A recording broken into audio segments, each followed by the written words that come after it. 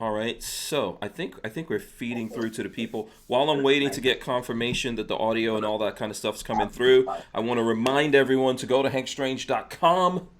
Okay, sign up for the email list. We've got all kinds of other things you can find there on hankstrange.com, including ways to support us. You can also go to Ballistic Ink and find the Hank Strange store. Look at that. There you go, the Gun Nerd shirt. Hold on, I'm gonna go my full screen. There you go. There goes. This is the classic Gun Nerd shirt. Of course, today you better go to Ballistic Ink because we're being joined by Matt of Ballistic Ink, as well as American Gun Chick and Babyface P. That's who's joining us. I want to thank Franklin Armory for sponsoring the podcast. You guys out there, guys and girls out there, smash the thumbs ups. If you guys haven't shared it, so Matt, American Gun Chick, Babyface P, if you haven't shared this already, please share it. And smash the thumbs ups also. You can go in there and smash your own thumbs ups on your own thing. You do it at home, you could do it here too. So that's pretty much it. Let's see. I think everyone's ready out there. Okay, Matt of Ballistic Ink, you're new, but we do this thing here called Jazz Hands. Let's get the jazz hands going. Come on, jazz hands. All right, I hope you got your big girl panties on. Because this is episode 564 of the Who Moved My Freedom podcast. That's right. Today's guest is Matt Robertson of Ballistic Ink. We also have Babyface P. And last but definitely not least, we have American Gun Chick joining us. That's right. And she's the reason why we're on here a couple minutes late. Because I hate to be stereotypical, but we're waiting for the hot chick to get here. You know what I'm saying? Well, thanks for calling me hot, but we're only 3 minutes late, so that's all right. I got to tease you a little bit, okay? I got to tease you a little bit. So how's everyone doing today? Doing wonderful. Pretty good. Good. Okay, Matt, I think if we can get your audio up a little bit, that would be good. I don't know. It seems like your audio is a little low. I don't know if that's just me. Obviously, we're here. We're going to talk about Ballistic Ink, amongst other things, but, we'll talk to everyone here. But, Matt, you're new, so do you want to explain to the folks who you are, how you got to Ballistic Ink, what was that journey? Let's start there. Let's get that going, because this is mostly about Ballistic Ink. We'll hit other things as we get into it. So, tell us, Matt. Awesome. How's my audio? Is it better?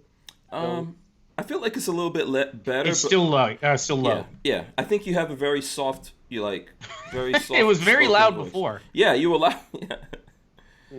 Let's see if we can get it up. Did you switch your microphones? That sounds like a personal problem. Nope, I did not.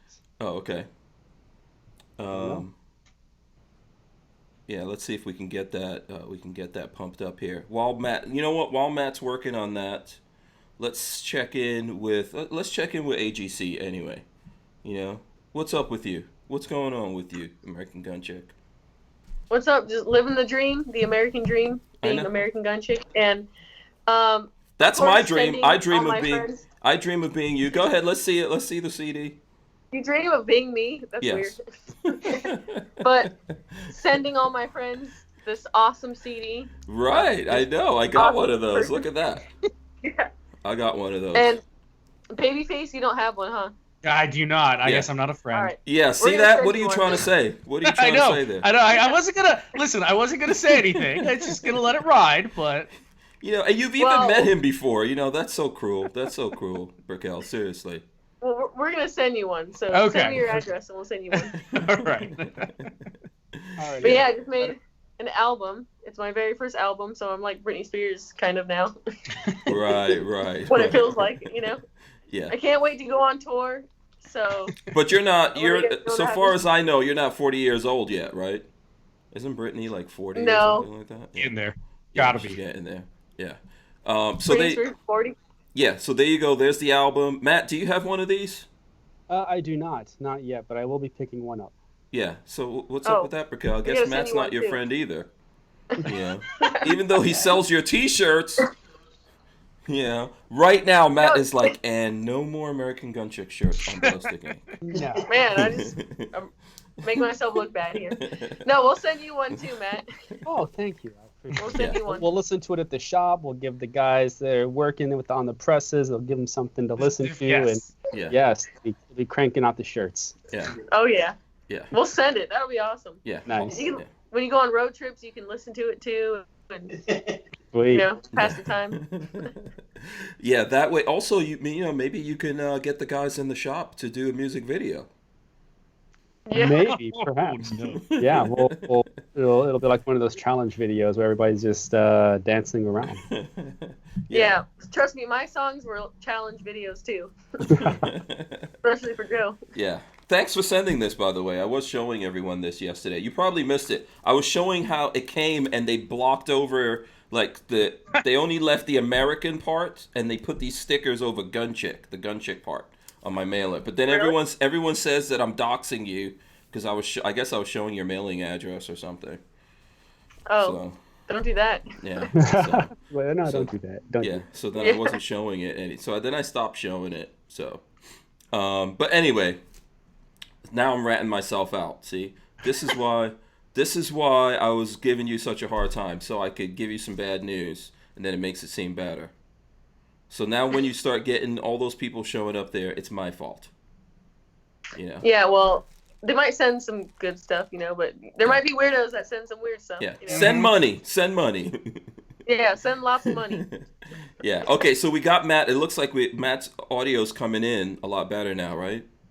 You tell me. Yeah. A little bit, yeah. Yeah. Yeah. Sounds Yeah. good. Okay, awesome, Yeah. awesome. So explain to us who you are and how you came to be the head of the Ballistic Ink empire. This is what the people want to know. I wouldn't say I'm the head of the empire. I work very closely with Eric and Brandy over at Iraq Veteran, and we really got started by means of my family being in the industry, screen printing, embroidery. They've been doing it for close to 30 years now. So they were doing it long before I joined the military, and then I joined the military, and I actually served with Eric. We were in the same infantry platoon. Nice. Different squads. So he was 2nd squad, I was 4th squad. But we did a tour in Iraq together. We came back. We all went our separate ways. And then I reached out to him after a while, and I said, "Hey, are you looking for someone to do any merch?" And it just so happens that he needed someone to do his merch, and they started just doing his merch for his website, and it started doing really well. And then we kind of spitballed this idea of creating a website for other content creators and advocates to work with to do their merch as well. I mean, you guys are no strangers to the fact that there's a lot of businesses that don't want to work with anybody in the firearms industry or the content creator community that deals with firearms, and the ones that don't really care about the cause. It's just a money grab for them. So this was really just a way that we could give back to the community. So what you won't see on Ballistic Ink are just pure content creators. I don't think we have any partners on there that just do this for fun. Every single one of them is more or less an advocate or a two-way ambassador.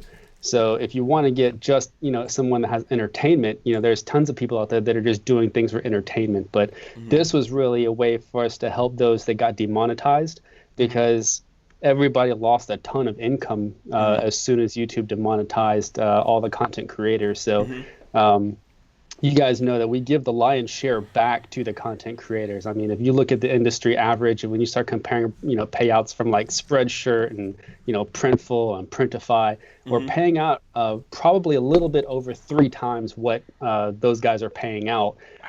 So our goal isn't to get rich. We still have to make a profit because we're a business, and we still have to keep the lights on and keep our guys fed.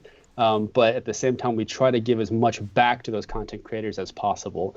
And that's really the goal. So as we bring on more partners, we pick and choose who we want to work with, because we have to be very careful about, working with just those type like ambassadors or content creators that really care about the two-way, like the Second Amendment, and the firearms industry in general. So that in a nutshell, that's what we do. We work exclusively with, firearms manufacturers. We've done a lot of work with other companies, some of which sponsor your show, and also with the content creators.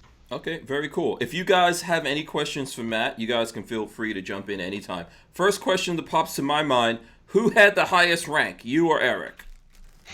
We actually were the same rank. Okay. I got there first just because I believe I had more time in grade. However, we ended, as far as I know, when we both got out, we both ended at the same rank. Oh, okay. All right. So Yeah, he it doesn't was have to not like a, it was, he doesn't have to salute to you or anything like that. no, we were enlisted. We worked for a living, so we definitely weren't officers. All right, very cool. If like I said, if there's anything else, feel free to jump in there, Brickell, Babyface.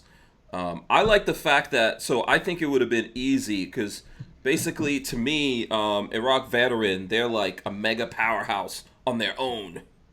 You know what I mean? They do well. They do well. They do pretty well, and they deserve that. They work really hard. Eric and Chad, everyone else, those aren't the only people over there that have to do with it. You know, we're talking about Brandy, a whole bunch of other people, right? Yep. But Brandy, John, those guys, they all put in, 25 hours a day. They're working. They really, really work. It impressed me a lot. I go down there quite often. We hang out, and I'm, bringing stuff down, and we're shooting. We do a podcast now, so we're doing the podcast. We shoot videos. I'll step in and do videos with them, and it always amazes me how much work goes into being a full-time content creator. So these guys are filming, 4 or 5. I mean, it's ridiculous. But everyone thinks it's like it's not a joke to us. I know that, Right. right? It's not a joke to us because we do it. But everyone thinks this is easy, which is always funny to me. Babyface Right. thought that too until he started doing it. It's a Far from easy. Yeah, the easy part, I mean, I don't know, for me is like being at the range and everything, and then the hard part is like spending all that time editing and that's the really annoying part.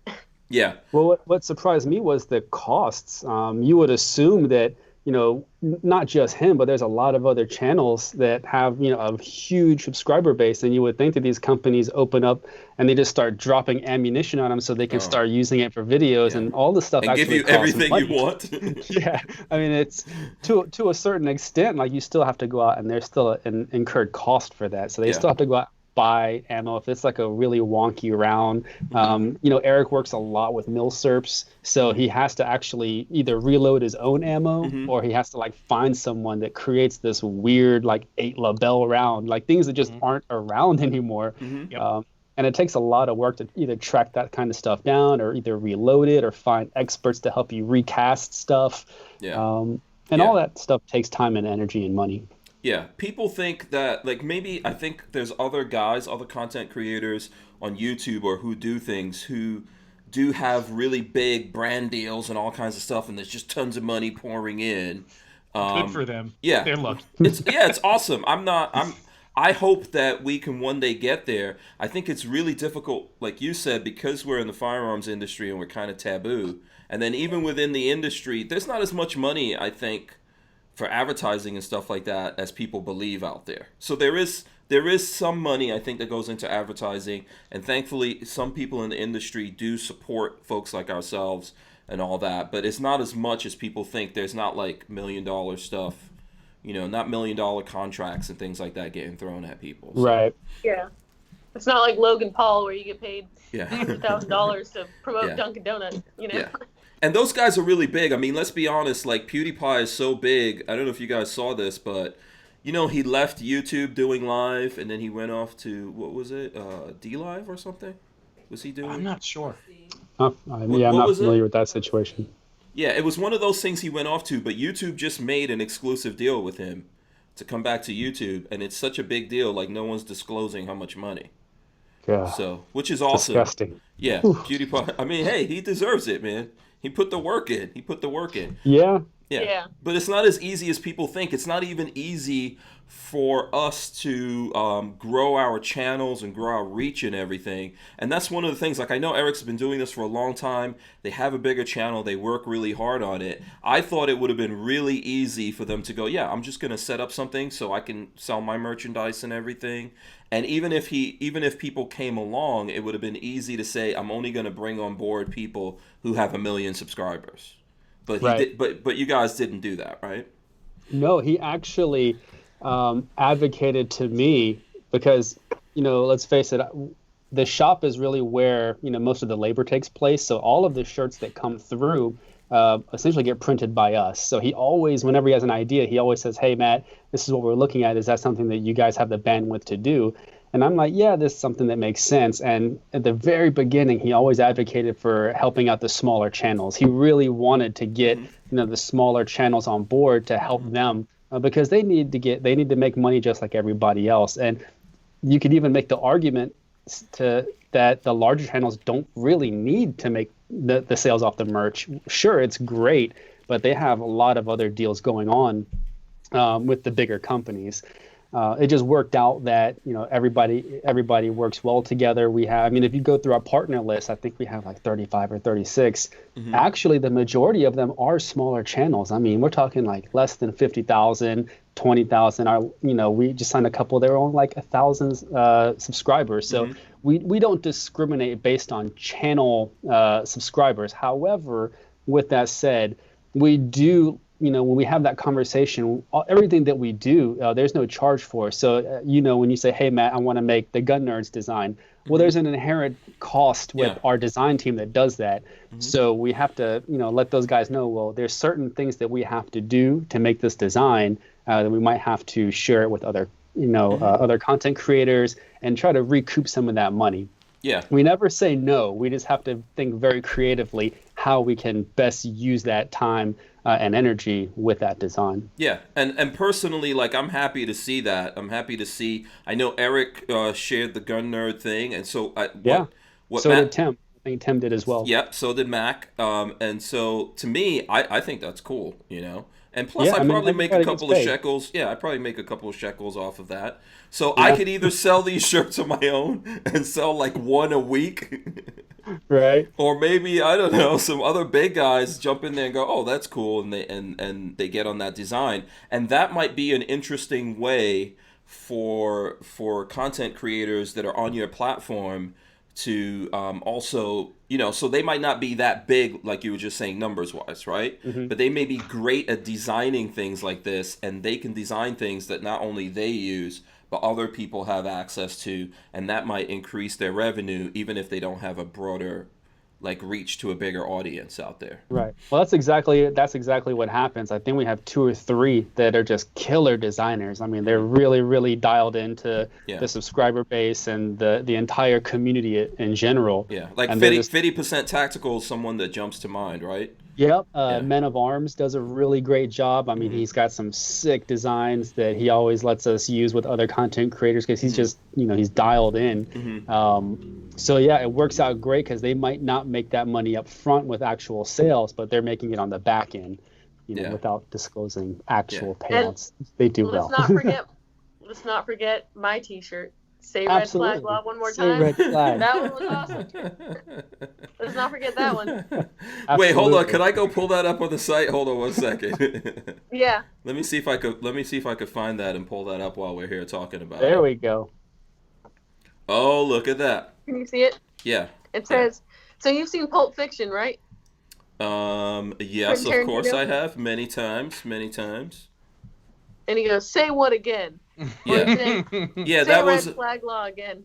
Yeah, that was oh man, what was the name of Samuel Jackson's character?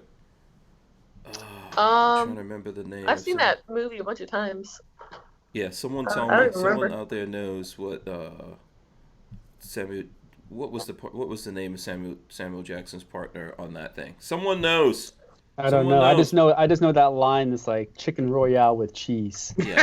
That was the first time I never knew the actual name, but it's true because when you're in another country, that's what it's called. It's called a royale, not a Whopper. Yeah. Let me see. I'm gonna share the screen here and pull up American Gun Chick's. I'm going to pull up her thing right here. So if you're looking for American Gun Chick, you can go to Partners. That's the easiest way. And for some strange reason, there's a lot of pink involved. A lot of pink. A lot of pink involved in American Gun Chicks. Ballistic Ink has stickers now, everyone. Oh, look, let me just stop here and look at this Gun Nerd sticker for a while before I go and look at American Gun Chick. No, okay, I'm going to move on. So where is it? Let me see. I probably have to go. The Say What Again was probably in the beginning, right? Brickell? I think I think it's Going towards back. the end. Yeah, I think Yeah. it's one of her earlier designs. You can get watches on there. You can get Boogaloo Yeah. shirts. Oh, You Yeah. here can he get a goes. Yeah, Hawaiian say red shirt with flag. like, We're Yeah. we're working on getting those back end stocked. I cannot believe how many of those things sold. Oh my goodness, The those Hawaiian things, they shirts. Yeah. absolutely killed it. those are Um, cool. You should yeah, do that. You should make like a bikini like that. That'd be cool. it's Yeah. possible. Right. We would have to find a manufacturer that has a pattern for it, the actual like the cut and sew pattern. We can probably find one. We know some Yeah. people. The issue that we're running into is that everybody is converted into making face masks. So all the manufacturers right now, because we're using USA manufacturers, so they're all Interesting. making face masks right now. There's our key manufacturer just started producing regular clothing, so we should have a couple of pieces in hand here in the next week or so, and then hopefully within 2 weeks we'll be able to have them back on the website, along with some other cool patterns. We have the original 4, which was the pineapple grenade, the AR-15 poppy seed, or the poppy flower, the Carl Gustav, and the Uzi, the Hula Uzi. Girl Uzi. Yeah. And then we're gonna bring in, I think, 3 or 4 new designs as well. That I think is gonna do really well. Yeah. So let me just bring this up, and I'm not trying to cause trouble, but I am a little bit. But I'm not really. But let me just say this. I had Rob Pincus. I don't know. Do you know Rob Pincus? I've met Rob a couple of times. Great guy. I love Rob Pincus. One of the coolest dudes in the gun community. He was on the show here, and he says he doesn't like those guys who wear those Boogaloo shirts.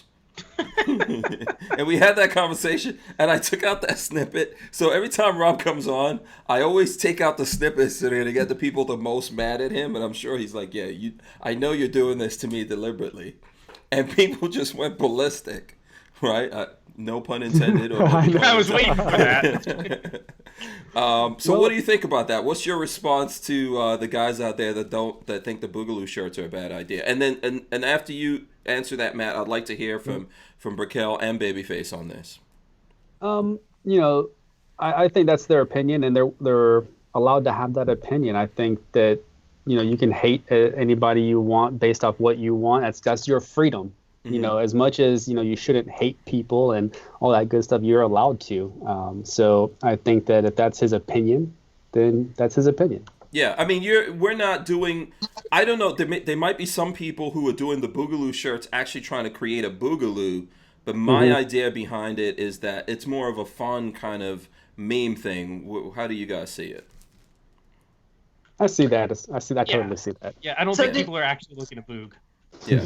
Yeah, did he say what specifically he doesn't like about it? I think he was just trying to say that there's guys out there pushing the Boogaloo and it's not a joke, which I think we all realize that, right? Like if the real apocalypse we can have in America, I don't compare to the Boogaloo. I see the Boogaloo thing as a meme. The real thing that can happen in America where we all start fighting, that's a completely separate, horrible thing that I don't think any of us here right now really, really want that. But he kind of sees it as the same thing, or, we're promoting that if we wear those shirts. Well, there's nothing wrong with promoting that. I think that it's a good reminder of what can happen. I think that by people seeing that and associating that with the ability to rise up against a tyrannical government, then that's perfectly fine. If that's what it takes, them say, hey, that's a symbol of rising up against a tyrannical government. Yes, it is, and I'm gonna wear the shirt just to show you that it can happen. Yeah. Yeah, like I own a Mullen Lobby shirt, or you can wear like a Come and Take It shirt, and people can interpret things different ways. So someone can see it as pretty much saying, hey, come and take it. Like, I'm not going to back down. You're not going to take my guns. You're not going to take my rights. Or someone else can see it as saying like, oh, come and take it. Let's fight. Let's start a war or something. I mean, you can look at it different ways, but even if someone meant it that way, like, oh, let's start a Boogaloo. I mean, there are infringements happening on our gun rights today. So, I mean, what's the problem? Yeah. So, like, you're saying friendly. It's kind of what Matt's saying. Friendly reminders, right? Yeah. friendly-ish reminders. There's always babyface. I mean, I think that there's always like a double-edged sword to memes. Yeah, of course. Memes aren't a one-way thing, right? But I don't see wearing the shirt. And like, by the way, I've got one of those shirts, and I wear it all over the place. It's weird because most people don't even realize that there's Uzis on there,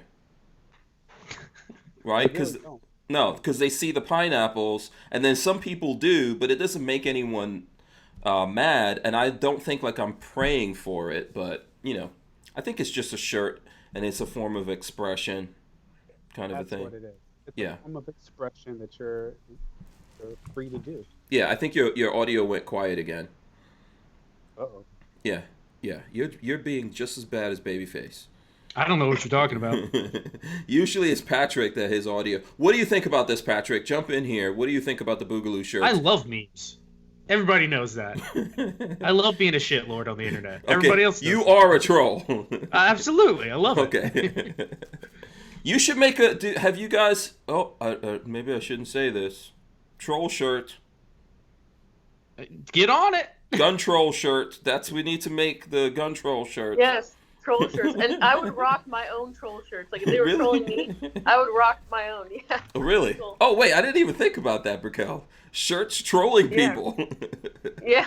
Yeah. That would be interesting. That would be cool. I think Ballistic Ink, you guys have done some stuff like that, right? I think you have maybe done some kind of trollish shirts of people. I know there was, I remember, was it Barnauls was doing some meme stuff with different guys, and they did one of Mac, didn't they? And then he made his into a shirt, right? Yeah, he did. He actually reached out to him and asked for Yeah. it to make a shirt, and then he got with me and said, "Hey, here it is." And and they did the one with Eric with the 90210. I thought that was hilarious. Yeah. Those guys are on point, man. Brownells, they're good people, and they're probably some of the few that can get away with doing that kind of stuff. They're not mean in their memes. Right. Right? Yeah. So there are some memes that are going to the super mean line. So I don't think, like, Brickell, you're not going to wear every meme shirt that someone makes of you because, some people. Depends how good it is, Yeah. As long as it's not, way, way across the line. Yeah. So anyway, I think that I don't think there's any problem with wearing it. I just wanted to start trouble again. See if we can. Well, you picked the right guy. I mean, they're kind of split on Mr. Pincus there on whether they like him or not. Pincus, I think, is a good guy. I know exactly where he's coming from. I think he's a good guy. Sometimes he makes people mad, but I think he's very genuine, and he spends a lot of time trying to help people in the community. And I think that's what people need to focus more on. Like, we don't all do stuff in the same way, but we're all doing things in our own way, and that's ultimately what folks need to focus on. And we're not supposed to be all the same and have all the same beliefs either. Yeah, we're not an echo chamber, so I mean it's good to have outside views. Yeah, we should. Well, I would say that with the podcast that we run, we are definitely not. We go against the grain. We talk about a lot of different subjects. So I agree with you 100%. I think that we do all need to have different points of view, but the goal and the mission should be the same. Yeah. So, like, one of the things, speaking of this, I know Brickell's posted on this. Babyface and I actually got into this before the show. There was, there's a couple things going on in the news that everyone's talking about, right? So everyone's talking about the case of this young man that got shot, debating whether or not he was breaking into the house, whether these guys are trying to put him on their citizen's arrest and all that kind of stuff. And then at the same time, we have what's going on with that police officer that made the video where he was talking about there's municipalities, cities, states that are crossing the line, and the police officers need to consider the Constitution before they do these things. We were talking about it yesterday, actually, on the podcast, and then that guy got fired, I think last night, right? When did he get fired? That's what you were telling me. I don't know. I think they put him on leave, administrative leave, awaiting further action on whether he was going to be released or not. Yeah. Yeah, where are we all on this? This is I think this is one of the things sometimes that divides people. I don't know if guys in the gun community are really divided with the police officer, with this particular police officer, based on where he's coming from. I know we fight about police officers in the gun community, though. Yeah, I mean, there's a huge divide on, whether, bootlickers and, thin blue line and, all that kind of stuff. And, it's not without merit. There's a lot of good police officers and sheriff's deputies out there that truly believe in upholding the Constitution. And then there's, quite honestly, both that should not have a badge.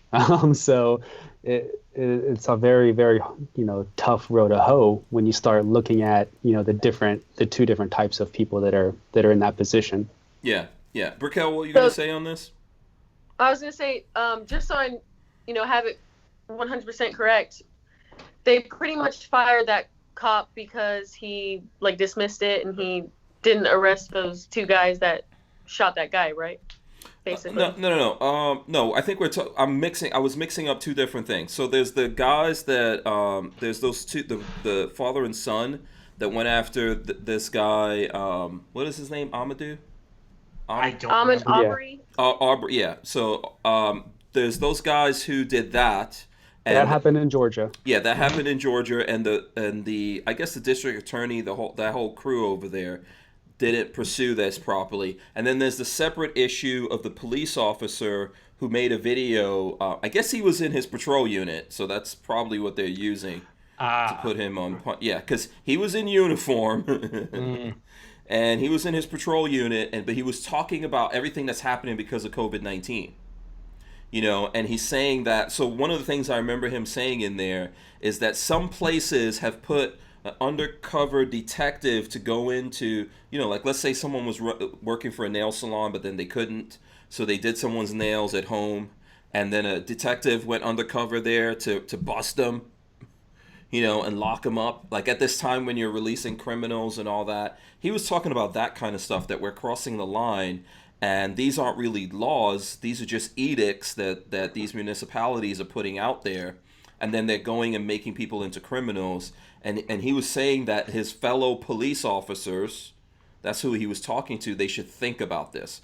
Because they might push the people of America into that boogaloo that we're all discussing. I think he made an excellent point. And I think pretty much all of us in the community, even though we're often divided when it comes to cops, agreed with him. And then they either, like you said, either they put him on administrative leave or fired him, or it would be too bad if his career gets ruined over that. There's plenty of other departments that would be more than happy to take him on. There's going to be police departments that he can come to Atlanta. There's a huge shortage of police officers here in Atlanta. They'd love to have him. Yeah, if you could only move. Like, we don't know the circumstance of people, and it's not always necessarily that easy to move. So, but yeah, there's that thing. True. There's that thing. And then there's this whole situation that happened with this kid that there's still video coming out. Like, there's video of him walking around in a house that's under construction, and then he was running away from that situation. Everyone's arguing about it. I think the thing I was telling Patrick on that is, that's one thing I know that folks in the gun community are kind of divided on. Mm-hmm. So when you say divided, like some people think he was in the wrong and some people think he was in the right. Yeah. What do you think? What do you think about that, Brickell? Honestly, I watched the video first, like where, it looks like they're fighting over a shotgun and then he gets shot. With that video, it's so hard to even say what happened because you don't see the start of it, you don't see the end of it, you just see the middle of it. And what I saw a guy running, like he was running around a truck, and then he went, like it looked like he was going this way, and then he grabbed a shotgun and they were fighting over the shotgun back and forth. And then I heard shots, so I think the dad or whoever was up on the truck shot him, and then he went to run off and then fell and hit the ground. So based off just that, it's hard to say what was really happening or what was going on.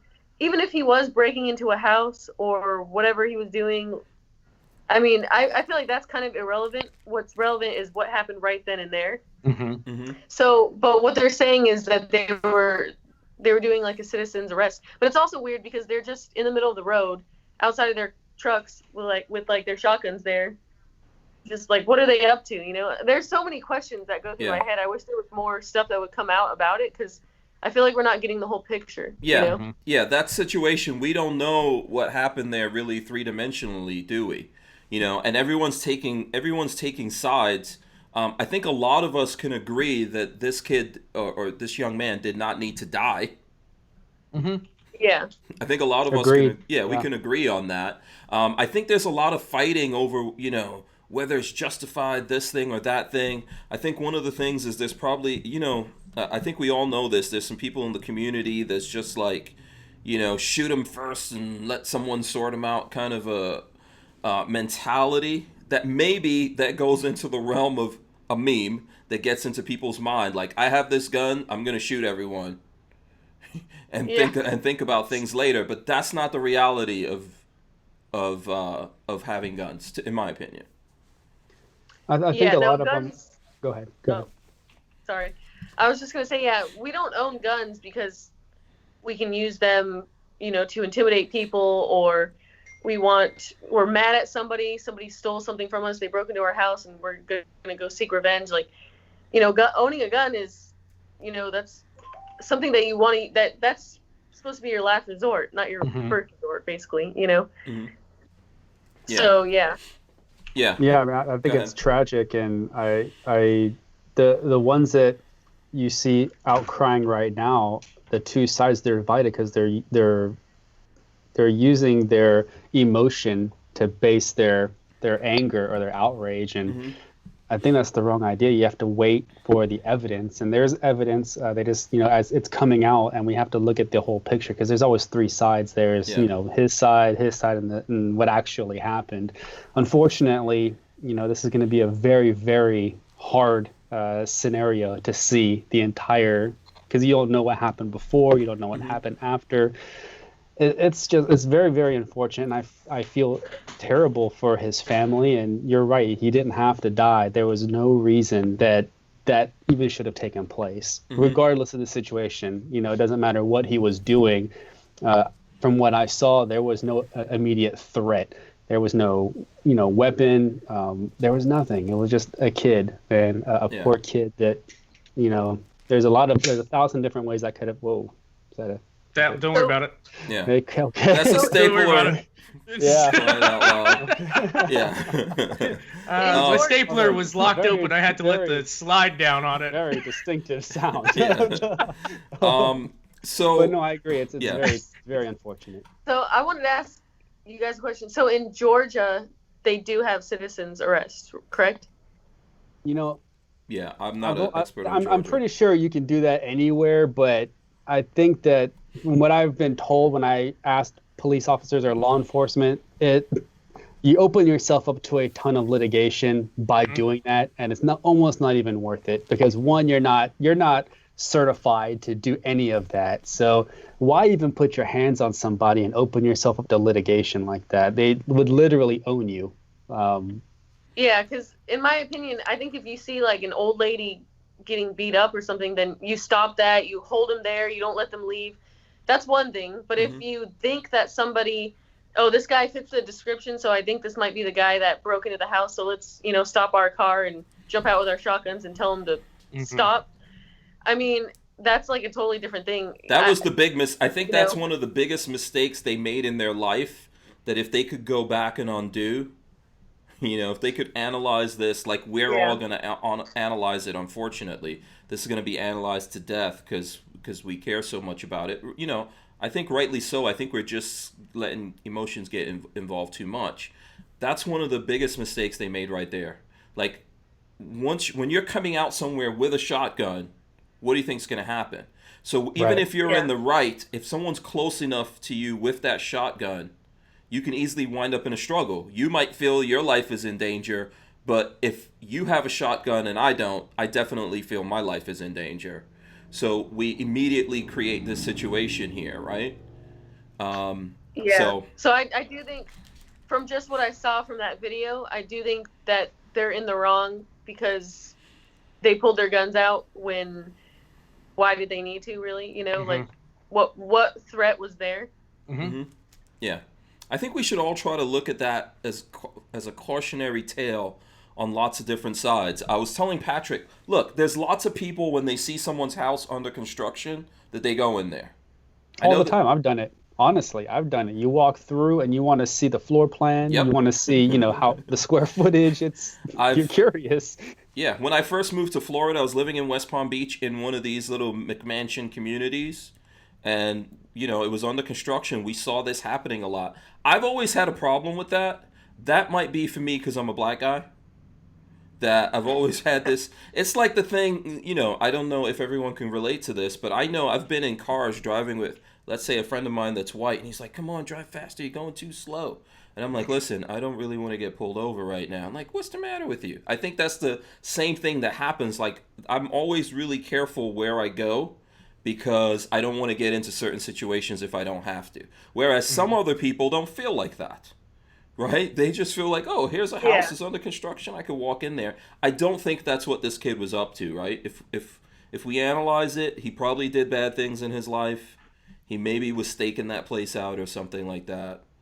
But there's all these weird situations that we create for ourselves, and we need to think about it. Like, what are we doing? What should I do? I've had a situation before, I've talked about it, where I was on my property leaving with my kids, armed, and I saw someone on my property, and then they jumped over my fence. Do I just go, oh, I'm going to start shooting at this guy because he came from my property? In my case, I was just like, hey, man, what are you doing? That's probably the best thing you could have done. Yeah, and he told me, like in my case, where I live, there's those protected turtles. And I guess people in my area like to catch those things and make them into soup or something like that. Oof. And this was the place where they always went and did that. And I was like, no, I'm living there now. Yeah. Yeah, this isn't your place anymore. You can't do that. Yeah. So what I want Don't to know do this anymore. Yeah. If people are hopping over your fence, how good do those turtles taste? They must taste pretty good. They probably do taste good. Yeah. My dad told me when he came. My dad told me when he came to visit that turtle soup was a thing. I was like, what? Whatever. I can't imagine. You should that. make it. No thanks. No. You should get some of those and make it. No, those things are federally protected, by the way. In Florida, the cops catch you with one of those things, that's federal time you're gonna do. That's a felony. See, and they're still making turtle soup, so it must be really good. It's a big deal. If you eat one of those. Yeah. If anyone's had that turtle soup, don't incriminate yourself. Just tell us. But how is it? Just tell us. Have you heard how delicious it is? Just tell us how delicious. Have you heard a rumor? We'll be creating the next COVID-20. Oh my gosh. Oh boy. Oh boy. That's how it all starts. That's how it all It's starts. true. Yeah, so I mean, in that situation, and I remember in that situation, he was actually talking to one of the volunteer firemen that works in the volunteer fire department right across from my house, and I was like, "Really, what are you guys doing?" They walked away. It never happened again. We shouldn't, we say. I think I see it in the gun community. You guys can tell me if you see it or don't, but I know I do. There's people like shoot first, ask questions later. I don't know if those guys actually carry guns, because I'll tell you, that sounds like someone that's peacocking. Normally, when you carry every day, you're probably the most kindest, nicest person. Like, you're super nice. You're overly nice. You're like, oh, I'm sorry. Oh, I'm sorry. Yep. Go ahead. You first. Yeah. I mean, you really go out of your way to avoid any of those situations. I mean, road rage, none. I mean, you might feel it creeping up, and you're like, you know what? Nah, I don't need it. We're gonna keep going. But no, it blows me away to think that people would have that mindset, like, oh, I'm gonna shoot them. Like, no, man, you're gonna get locked up. It's murder, attempted murder, manslaughter at best. If you need to defend your life, please defend your life, defend your family. I even understand like defending your property, right? But we all, once you pull that trigger, you can't take those bullets back. Can't take it back, and a series of events are gonna start to unfold that you need to think about way before you get into it. Yeah, like I said, it's your last resort. It's not plan A. It should be plan B. Like, my life, like, I have to save my life right now. There's nothing else I can do. Yeah. Yeah. You have to use common sense as well. I mean, your property. You're not gonna shoot somebody for stealing your lawn gnome. And there's guys that are like, I would have shot him. Like, no, man, it's a lawn gnome. Let it go. Yeah. Just let it go. Yeah, and I think there's situations even that, like, I remember there was a situation I heard a guy talking about I forgot what band he was in, but a rock star, and about how this guy was going around breaking into houses in the neighborhood. Someone broke into his house the night before. They came in, but they went out, and his family was in the house that night. But then the next day he was there by himself, and they were off at school or work or whatever, and he was cleaning his AR-15, and he can hear someone in the house.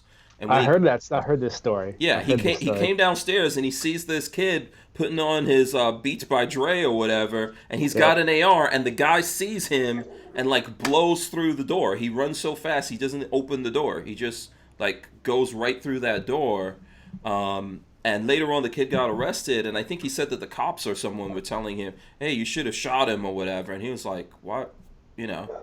Like if you're backed into that corner and you have to do it, that's one thing. But if you don't have to do it, yeah, you're better off. I think to back up, he let him go, if I remember correctly. He actually hit him he pointed the rifle at him and he said, "Hey, get out of here." And then he bolted. And then that's why the cops said, "You should have shot him." Yeah, you could have shot him. And he said, I believe it, he said, then he had to clean up the mess. But I think that I remember there would be a mess after that. Yeah. Yeah. And it's not like I'm not Go ahead, Bacco. No, I was going to say, yeah, I mean, if I say, "Hey, get out of here," and they're leaving, I'm just going to let them go. I'm not going to shoot them if they're leaving. But if they're, if they're not going to leave, if I feel like they're coming at me and whatever, that's a different story. But yeah, I think we need I think situation dictates as well, though. I mean, if it's 2:00 in the morning and you hear guys walking around your house and you're gonna light them up. Or at least I'm gonna light them up. I mean, we see those situations too, right? Like we've seen the situations with like the old grandma at home, and at 2:00 in the morning, some kid comes in her window or breaks into the house or whatever. Okay. What are you doing in someone's house at that time? You know what I mean? So I understand if she does what she needs to do. I get it. You're in her house at 2:00 in the morning. There's no rational, and we've seen these things with the people's families really upset about it and all that. Well, he was a good kid. He was a good kid. Was he? Really? Yeah. This is the balance of it, right? You need to be aware of these things, and we all need to think about it and be careful where we go. Like even here in Florida, I don't go to, and lots of places I go, I don't like going onto someone's property without their permission and all that kind of stuff, because lots of stuff can happen to you if you need to be polite, right? An armed society, I think, does create a polite society. Yeah, it creates a polite society, but we need to be thinking people if we have the opportunity to think about it. And so easily, you could thwart a robbery, but let that robber go. The cops have the job of finding that guy. You did the old Haley strategic, thinkers before shooters. You plug in old Haley there? Yeah. So Brian Quick says these situations, scenarios, whatever you call it, they're not always binary, No, it's true. It's never black and white. There's no black and white to stuff like this. Yeah, and sometimes and you react to things. It's weird, man. Sometimes after something, you wind up feeling like that thing was a dream, because you don't even know how you got there. You didn't wake up this morning thinking this was going to happen to you in your life. So, you know what? I don't know if you guys want to keep talking about it. It's kind of a tough thing. I know everyone's working through. I hope people just don't start being mean to each other and unfriending each other and having Facebook wars. Yeah, I've seen some people, like I've seen people on Facebook that like of the other race post, this means war or something, and I'm like, no, it doesn't. Yeah. I'm like, no war over here. Like, no, there's don't treat it like blood sports either. Like, there's no good outcome from any of this. We talked about this a little bit last night. Nothing good is going to come out of this. Zero. Yeah. Two dudes are going to go away probably forever. If they're lucky, one dude's dead. There's nothing good coming from this. So, yeah, lots of money is going to be wasted as usual in America. You know, you know what? So this is the last thing I want to say on this. I remember the OJ trial, and I remember I was a doorman on the Upper East Side of Manhattan at the time that happened. So there were lots of people who I worked with of all races, and I remember that we were all friends and we were all cool at a certain time. And then when that time clicked over and that verdict came out, there were white people that could not look at me in the face or talk to me, and they were mad at me. And then I remember seeing black people like dancing. And I remember thinking to myself, what's happening to people? yeah. Like, what does this guy have to do with us? This is some horrible thing that happened to a family that this guy has to deal with. These family members have to deal with. OJ being found not guilty was not a victory for me. You know? And I was thinking, and then but the people who were my the friends who were white people and we were all cool before that, I was like, how did I become your enemy? I'm not OJ. You know? Makes no sense. Man. So this is the thing that we have to like remember, you know? There's a thing that happened, like Patrick just said, to some other people and to their family and friends. And then there's this thing that we're observing, and we need to be really careful while we're observing it to not create enemies amongst our allies, the people who are already on our side, and then start hating each other over something like that. I don't know. It's weird how the American media always seems to get people like ginned up into that. I was going to say that. I was going to say that at least the one thing that came out of it was you kind of saw the breakdown and the corruption that went into on the political side about, you know, what would have happened if the American public didn't push so hard for this to happen. It literally would have been swept under the rug. And it still took 2 weeks of pressure from all across America to even get this to light. So it's a good thing the video came out, and the video came out from one of the father and son. It came out from someone, I think, that was either one of their friends or someone was with them. that saw that happening. Brickell, so Average Joe Tube says one of the things we teach in our class is that if you pull your gun, you must answer whose life am I saving? If you can't answer that, you're going to have a rough time. Yeah, that's what we teach them. We teach them, you know, anytime you pull your gun, anytime you pull the trigger, you got to think to yourself, whose life am I saving? If you're not saving a life, then you're going to prison. Yeah. So, yeah, it's very simple, you know. Okay. All right, so let's see here. What else is there something else on you guys' minds that I'm open to talk about anything. We can talk about anything that you guys want to. I don't know. Is there anything new going on in the news right now? Yeah, other than this? I was gonna bring up. It's probably old news, but the lady that owned the salon La Mode, she pretty much, you know. I'm laughing for a reason that I'll tell you after this. I was telling Babyface a story about this. Go ahead.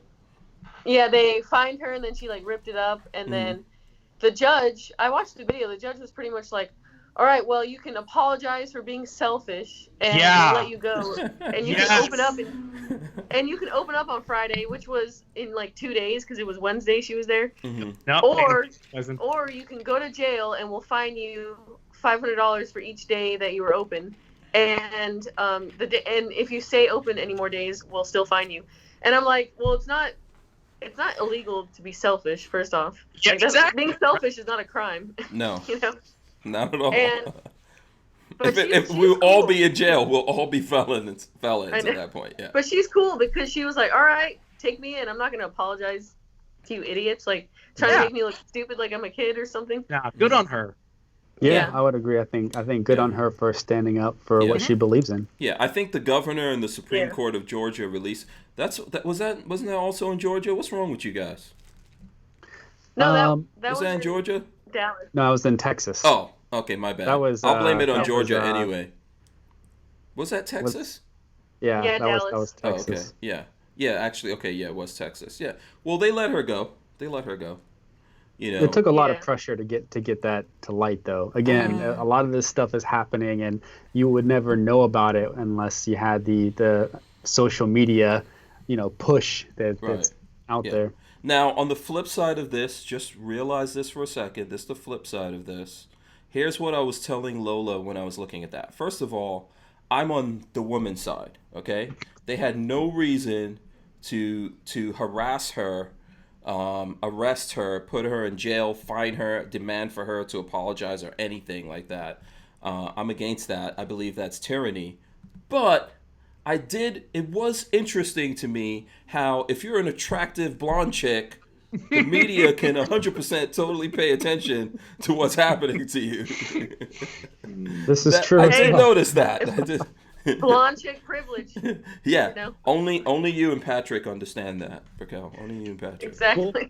There's also the issue of government overreach, of them dictating a small business owner when they can and cannot open. I mean, Right. and as a small business owner, it's hard, man. We have people that rely on us to, feed them and their families. They need a paycheck, and the government, the SBA program debacle, all of that. Oh yeah. Nobody. The only companies that benefit from that were the companies that weren't supposed to take part in that in the first place until they changed the rules. I can't even believe that. It's ridiculous. They went from 500 people to 500 people per location. Yeah, and how is that a small business? Oh, wait a second. Exactly. If your small business employs 500 people in one location, you're still a small business. Yeah. But you don't see the outcry about that, and it's crazy to think that 49% of the small businesses that really need that money didn't get it. Yeah, and then they rolled out, and full disclosure, Ballistic Ink didn't apply for that. We didn't need it. We weren't in a position where we needed that. Okay. But if we did, we wouldn't have got it anyways. No. How many employees do you have? You don't have enough employees to be a small business. How many do you no have? kidding. 5. Five. No, not enough. You need to times that by 100 more. So yeah. And then you have the PayPal protection program, which was supposed to be like some type of low. Wait, like, why do you, there was a PayPal protection program? Payroll. no, Payroll. You got the wrong thing on the brain. My bad. Yeah. Payroll I heard protection PayPal. I was program. like, what? Yeah. Thank you for the correction. Payroll. Yeah. Payroll protection program, and that turned into some type of loan. So, okay, you're mandating that I close my business, but you're gonna loan me money at 1 to 3% that I have to pay my employees with, but I still have to pay interest on that money. Think about that for a second. Why couldn't we do what we're doing right now? So all these barbershops, beauty salons, etc. had to be closed, right? And which is a whole nother issue in and of itself. Yeah. They shouldn't have had to do that. No, but so now we let them open in Florida. I think Georgia's open. I don't think every state is open. It's like county by county. Like some counties, like I just got my haircut from my regular person, but you still had to wear masks and stuff to go in. Yeah. Yeah, same here. Yeah. Raquel, you're in Texas, right? Are you in Texas right now? I don't know. I'm in Atlanta. I'm in Texas. She's in Texas. Okay. So they're open over there, right? Yeah, I'm in Conroe. Okay. And they just opened. They opened on Friday. Okay. So but you still have to wear a mask while you're in there and while they do your hair and stuff. Okay, and then you have to sit outside in the car or something, right? You have to sit outside in the car? Do you have to? What do you mean? Like if you're waiting for your appointment, I know that the barbershops here, if it's not, so the only person that could be in there is the barber and the one dude getting his haircut, and then everyone has to sit in their cars and wait for wait for their turn. That's nuts. No, it's just crazy. It was not at the salon I went to. It wasn't like that. But it wasn't like a big salon.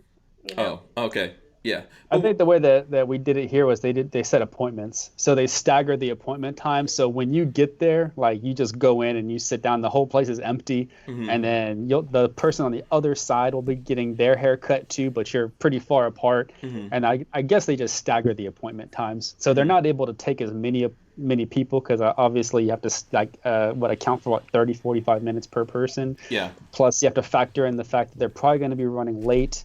So about an hour. You maybe get 6 people a day. Okay, so I'm going to ask talk about not being able to make ends meet, potentially. It's rough, man. And that just goes into, the government shouldn't be allowed to dictate that. That's something as a small business, if I want to take the risk of opening my business that's my decision. Mhm. And if you as a free American decide that you want to take the risk of going out of your house into my business and, you know, peruse my wares, that's between two consenting adults to do. If you catch that COVID, you catch the COVID. Yeah, that's on you, you know, and we're not children.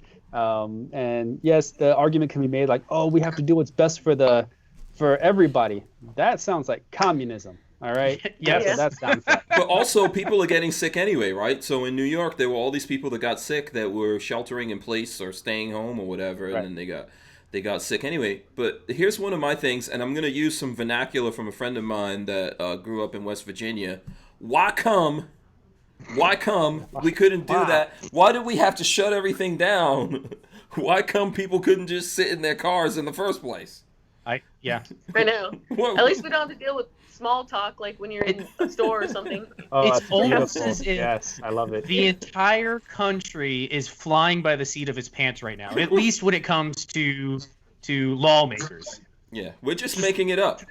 Let's make it up as we go. We'll see what happens. Who knows? Yeah, they don't know what. I will tell you though, it's the best it's ever been as far as getting in and out of a store and getting anything done. It's so fast. I really hope that it stays this way even after everything is passed.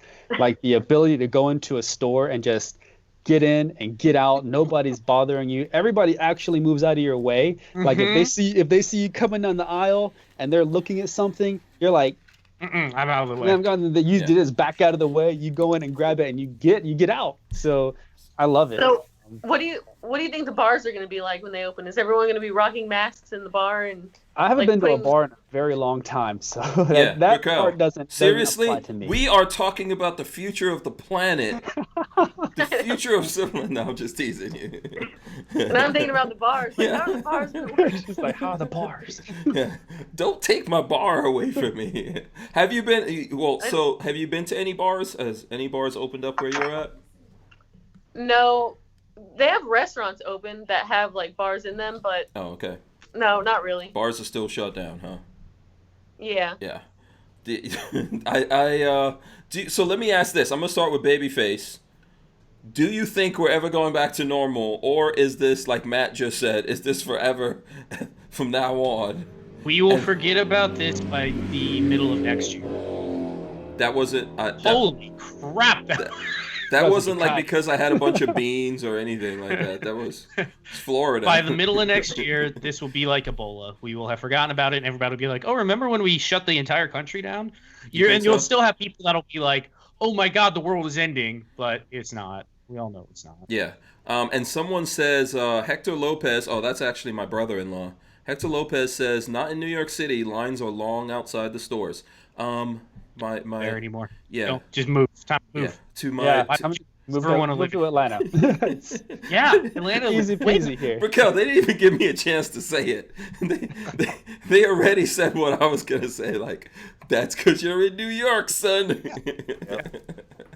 Yeah, I know. Listen, it probably sucks to be in New York right now, but we shouldn't have. New York City shouldn't be the way it is, in my personal opinion.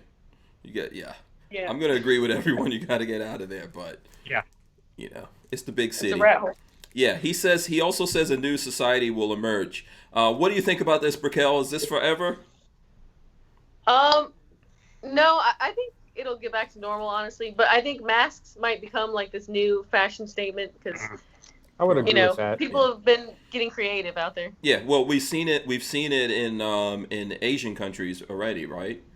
That it's impolite now if you don't wear a mask. But I don't know. I'm in the group of people that I don't want to freaking wear a mask. I'm not wearing a mask. I know. So I hope we don't get into that. Yeah. I almost got kicked out of Home Depot. Yes, like 2 days ago. They have this mandatory mask thing. So luckily I had one in my car, but I really, really needed to go. They were like, "You can't come in, sir." I'm going to get the scariest masks in the world if I have to wear a mask. I'm wearing a mask and be like, this guy's going to rob me. I almost got into an argument with the person outside of Walmart, and then I was like, that dude's making like $7.50 an hour, and he does not give a shit about what I have to say. Like, why waste my time? Don't fight with the dude in Walmart. No, so I was just like, I'm just going somewhere else. Yeah, it's not worth it. Shooting Gallery NE gave us $5. He says, I'm looking forward to going back to bouncing because the amount of people that will be flocking to the bars. So there you go. Yeah. What do you think? Do you think we're going back to normal, Matt?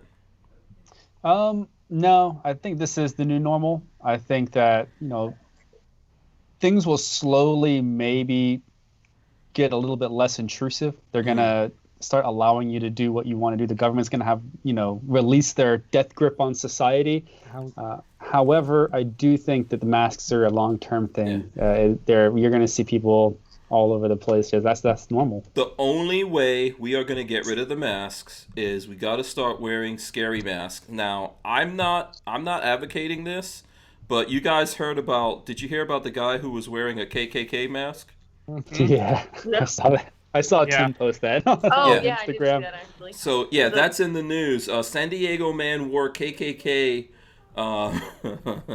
He wore a KKK hood as a face mask. Officials say they have no grounds to charge him. So I know there's people upset because he's not getting charged. Charged with what though? Charged with what? I don't think they have anything to charge him with, right? Unless he. So I don't approve of the KKK. I'm not a fan of the KKK. I don't like racism, really, or anything like that. It's gonna be shocked. So, and I'm sure no one here does. But on the other hand, so as long as this, to me personally, right? If this guy put on this thing and then he was out there calling people names or trying to, doing something to someone. If he was trying to burn a cross in this store, it's a little different. We opened ourselves to this kind of nonsense. Yeah, I personally, I think the KKK can burn in hell, but you can't really tell someone in the United States what they can and can't wear. That's called freedom, Right. I don't think he's right. He looks like a douchebag, and he's probably going to get, a lot of problems, maybe beat up, but you can't charge them with anything. I like Brickell's attitude. Well, we actually, Eric and I did a podcast episode called, How Free Are You? And it just goes, that's really the one of the main points is that if we're going to advocate to say, 30 minutes ago that you should be able to wear your book shirts, we are in no place to say that, but you can't wear that. Yeah. You can wear this, but you can't wear. You have to be okay with freedom as a whole. Yeah, it's the libertarian in us. Now, Christian Gress said that dude's lucky he didn't get the crap beat out of him. Probably. I mean, it would have been like an episode of Die Hard. Which one was it? Was it Die Harder? Remember the one where he has the sign on? Yeah. Listen, how many times do we need to say that you don't answer stupidity or anything like that with violence? That's not what you do. But no, I'm not saying I would do it because I don't care about that. I mean, people have called me the N-word in public or whatever. It's not I'm not gonna immediately go to attacking someone because of that. However, there are people who would do that to you. I'd hit him in the face. That's a punchable offense in my book. The situation for me that I've been in, it's always like, hey, this is not the point that we're gonna go to here isn't worth it. I know who that person is. I don't agree with whatever it is they're doing. But once we go there, like we say before, we're not easily coming back from that. But there are people who would see him doing that. If all of a sudden some like let's say a black biker gang rolled up on there while he was in the supermarket with that KKK mask on, that might go bad. Right. It was a prank, bro. It was a prank. Don't worry. That might go bad. So, but he was free to do that and create that situation that, fortunately for him, he didn't wind up in. But at the same time, I'm not advocating for him to be charged or anything like that. I mean, right. I think it's this stupid thing that we're doing with this whole mask situation. Oh, okay, it doesn't have to be N95 because there aren't enough N95 masks. So therefore now, you could put on any mask you want to. Okay, so I'm going to put on the Friday 13th mask or something like that. Right? I think that just goes back to mask. Goes back to the human nature of wanting to rebel. Like, yes, we will fall in line for about a week And there's that breaking point of like, Yeah. hey, I don't have to do this. I was being nice. I didn't do what you told me to do because I had to. I did what you asked me to do because I was nice enough to listen, and now I don't have to. So then Absolutely. you just do what you want to do. And individualism it's a distinctive American trait. You want to be you want to be an individual, and this is really one way that you can show your individualism is with what you wear, the masks you have on. They like, Brickell said, there's a lot of creative stuff out there. It's not something that we ever got into, but we do see a lot of different cool stuff out there. Yeah. And yeah, you guys, so I'm taking it you're not going to be doing, you were mentioning earlier that there's that some of the companies have switched over to making masks. You guys aren't going to be doing that, right? No, when this whole thing started, we didn't really want to go that whole profiteering off masks route. And now it's just one of those things where we're honestly just too busy doing the stuff that we're doing now. We don't need to add masks. The profit margins on them are slim to none. I mean, honestly, you see a mask and it's selling for $10. That guy's making margin. The masks wholesale for like $1.75. Like that's, spoiler alert to everybody that's buying those crazy masks. You're buying them for $10. They're buying them for $1.75. They're marking them up. And it's not part of the business we need to be in. We need to focus on what we do best. And we do, apparel, shirts. I like to believe we do a very good job. And now you guys are going to hear it first. We just signed the deal. We partnered with Oakley SI. So we actually are going to be carrying all of Oakley SI's tactical line. All of their glasses, their tactical gloves. There goes that Ducati again. I know. All of their like the matte multicam glasses. Basically, I don't know if you guys are familiar with the SI line. It stands for standard issue. It's all of the stuff they do for the military and law enforcement tactical stuff. So it's Oakley. It's Oakley, but it's the same glasses that you would find on their standard, but they're finished with matte color. So you're not going to see like anything high gloss. It's going to be like that flat dark earth, multicam black, flat black, tactical. So nothing to give you away. Glasses look so good. They do, and we just all their backpacks, stuff like that. So all that stuff will be on the website, and just like all the other stuff, if they wanted to, if Brickell sent people there, there would be a drop-down menu. Like, oh, I'm gonna buy these gas cans. Right. Do they have a tactical matte pink one with a bunch of rhinestones in it? They do have custom. They do have custom options. I do speak with the account rep there. We're able to do some cool custom stuff. If we ever want to go that route, we can. We can make some custom stuff. For that would be cool if we could design, throw in some designs in there, right, Brickell? We do want to go that route. Yeah, I'm sorry. Say that again. You broke up a little bit, Brickell. The rhinestones and everything. You're still breaking up. I don't know. Say that again. You broke up. Whoa. Yeah, that was weird, Brickell. Now? Yeah, that was weird. Then you broke up twice, and then you went super fast the last time. So weird. Can you hear me now? Yes. Yeah. Go ahead. Okay, that was really weird. No, I was saying that. Yeah, I agree with that. And then I was gonna say he probably doesn't have a bedazzler though, so we can leave that to me. And I'll do all the bedazzling. Oh, really? Okay. Wait, you do your own. So on those things, you do your own bedazzling? No, but I want to get a bedazzler so I can do that. Oh. So yeah. The price is gonna go up if Raquel has to bedazzle this thing on her own. Real swart. Price is going up. Yeah. So, by the way, being the kind of audience that we have, which is awesome, this is why I love these guys. Like yesterday, I actually got in trouble with Lola after the show, by the way, which happens all the time. Because Lola goes, what exactly are these ass missiles you keep talking about? Oh my on God. the podcast? So, anyway, yeah, well, I'll have to explain that to you. We'll have to explain that to you, Brickell, later. But anyway, so the guys here in the chat are coming up with mask ideas. Walter says D-cup mask. Yeah. Chris Bullis wants a mask with him walking around with his finger in his nose. I like that. So people, go ahead, throw your mask ideas up there, but we're not actually making. Ballistic Ink's not making masks, so. Yeah, we're not making masks. We have, I mean, we're already behind schedule. That is one negative thing about this whole pandemic thing, and I use pandemic with air quotes.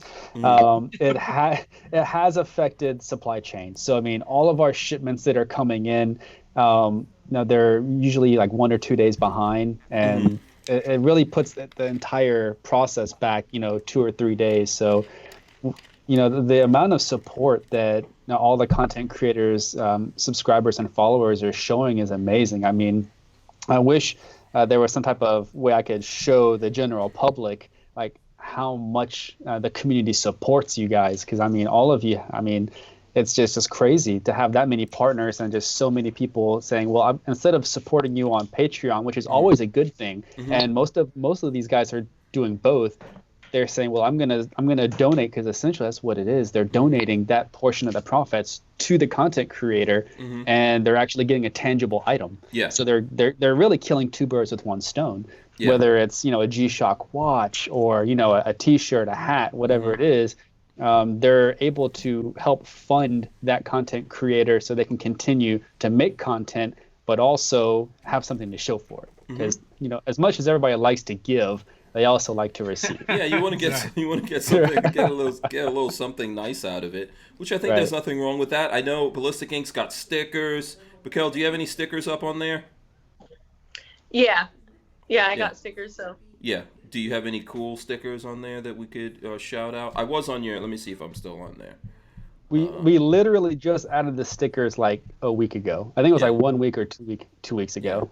So you've got. I mean, I have. Go ahead. I have AGC stickers. Those are cool. Yeah, absolutely. Let me see. I'm still on your page. So here, let's go back. Let's go. Now the stickers are communal, so you can buy any of the stickers, and you can select anybody for that to count towards. Yeah. So there's like essential. There's legalize it. What is it? Calumet High. Yeah, that's from the Red Dawn. Red Dawn movie. Yep. Yeah, Red Dawn. Make tyrants afraid again. Someone's got a better dead than red. Yeah, that actually came from 9mm SMG. So he's Instagram only content creator. Yeah. So, but I mean, he's. Oh, that's cool. He's a meme lord, as they say. Yeah. He memed too hard. Yeah. There's a whole bunch here. Weapons are part of my religion. We've got kill a commie for mommy. Okay. This is the way. Gun nerds. That's the best one, guys. The gun nerds one is the best one. That's the one that you have to get your hands on. I'm just saying. I mean, that's how it goes out here. Let's see what else we can. Some people want us to get into some gun stuff here. By the way, before we do that, someone did have a good. Someone's all thumbs says make a big girl panty mask. So there. That might not go over too well. So yeah, I mean, if you're gonna walk around in the store, I think those will help fight the COVID-19. This is true. If you're gonna walk around the store, but like that's one of the things we do here on the show. So when we start the show, we're like, I hope you got your big girl panties on, which basically means like, I hope you're ready to get mad or whatever. You might be offended and all that kind of stuff. So we should do like a T-shirt for that. I gotta figure it out. In my mind, I see some big panties, but on some dudes or something like that. Some like granny panties, and you put like big girl panties on them or something. Oh my god. Yeah, maybe we just have dudes wearing the panties or something, Babyface can wear them. Yes. There you go. I'll model. The big girl panties. There you go. Okay, those are good ideas. Okay, so what gun stuff are you guys getting into? Brickell, let's start with you. What kind of new gun stuff have you? I mean, gun sales and everything are going up, so I'm imagining that you are part of that. I haven't really bought any guns lately. No? Actually. Okay. No. You buying ammo or anything like that, or you like or the market's too high for you? No, actually, not really. I haven't really bought anything too interesting lately. I've done some training. I went and trained with Tactical Carl, and Okay. I'd rather spend my money on training. That's good. And that's a good thing to spend money stuff on. like that. I feel like just buying a crap load of guns, like it's cool and fun and everything, but your money's better spent on like training and experiencing life and going places and doing things. But I will tell you, on my bucket list, I really want a Henry rifle, and at one of the gun shops around here, I saw like a Texas style Henry rifle, and it has Texas, like the state on it pretty much, and it's like gold and beautiful, and I'm like, wow, that's really nice, but it's like $1,000, so. Okay. They just came out with a blackout line, so it's like all tactical. It's like a tactical Henry rifle. It looks really cool. You should check that. It got like a threaded barrel on it, rail system, really cool. Yeah, I think Henry's trying to get into not black rifle stuff, but they're trying to get up the California on that. compliant type of rifle stuff. Yeah, I want to see some gray man rifles from Henry. That might be interesting. All gray stuff that blends into the urban background. That might be cool. We can see. We'll put, who knows how long that. They just got around to doing the all blacked out rifle, so. Right. Yeah. Okay, cool. Yeah, training is a good thing. Brian Quick says he thinks the word panties are creepy. Honestly, it does. When you actually say it, it sounds weird. You were in the Army, Matt. You were in the Army. Don't tell me you guys didn't talk about all kinds of crazy stuff. We did. And it was so much so that when you get out and you try to have a conversation with a group of people, it comes off as you being the weird one. Yeah. And I'll give you a great example of that. When I first left the military, I was meeting with she's my wife now, but she was my girlfriend at the time. I was meeting her friends for the first time. So like they're like her friends, and we're a very diverse group of people. So in the Army, there is no such thing as like race. Everybody is thrown together in this one unit. It doesn't matter what ethnicity you are. You all like rag on each other. It doesn't matter. And some would say that it could be considered racist if it was outside the confines of the military. But in that situation, it's just friends having fun with each other. It doesn't matter. So when you remove yourself from that and you go into the civilian world and you try to joke around with people the same way, they kind of look at you like, hey, dude, that's racist. And I'm like, yeah, I can see that. No, you don't get it. I apologize about that. It's just not something you're used to. And there's like an acclimation period that you have to do when you first leave. Yeah. So there's no snowflakes in the military, is what you're saying?